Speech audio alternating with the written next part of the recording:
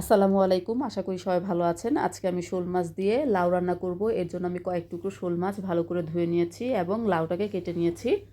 এরপর একটি কড়াইতে পরিমাণ মতো সয়াবিন তেল দিয়ে হাফ কাপ পেঁয়াজ কুচি হালকা ব্রাউন কালার করে ভেজে নিয়েছি। পরে এর সাথে 1 চা চামচ আদা রসুন বাটা, হাফ চা চামচ হলুদের গুঁড়ো, 1 চা চামচ মরিচের গুঁড়ো, হাফ চা চামচ জিরার গুঁড়ো, হাফ চা চামচ ধনিয়া গুঁড়ো ও স্বাদ মতো লবণ দিয়ে ভালো করে কষিয়ে নিয়েছি। লাউতে একটু ঝাল বেশি খায়, আপনারা একটু ঝাল বেশি দেওয়ার চেষ্টা করবেন। মশলা কষানো হয়ে গেলে আমার ধুয়ে রাখা শোল মাছগুলোকে আমি দিয়ে দিয়েছি কষানোর জন্য। ভালো করে কষিয়ে নিয়েছি। কিছুক্ষণ নেড়েচেড়ে কষিয়ে নেওয়ার পর আমি মাছগুলোকে অন্য একটি পাত্রে উঠিয়ে নিয়েছি। মাছগুলো ওঠানোর পরে যে বাড়তি মশলাটা ছিল সেই মশলাতে আমি কেটে রাখা লাউগুলোকে দিয়ে দিয়েছি কষানোর জন্য।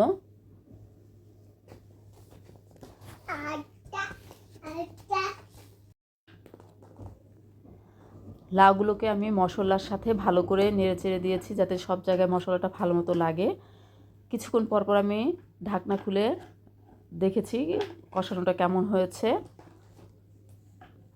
ভালো করে নেড়েচেড়ে দিয়েছি। লাউ থেকে পর্যাপ্ত পানি বের হয়, এর জন্য আমি বেশি একটা পানি দেইনি। আমি গরম করে রাখা পানিটা দিয়েছি সেদ্ধ হওয়ার জন্য। 2-3 মিনিটের মতো রেখে আমি কষানো মাছগুলো দিয়ে দিয়েছি। তারপর যখন লাউটা সেদ্ধ হয়ে এসেছে, ঝোলটাকে পরিমাণ মতো রেখে আমি ওপরে ধনিয়া পাতা দিয়ে দিয়েছি। হয়ে গেছে আমার। আল্লাহ হাফেজ।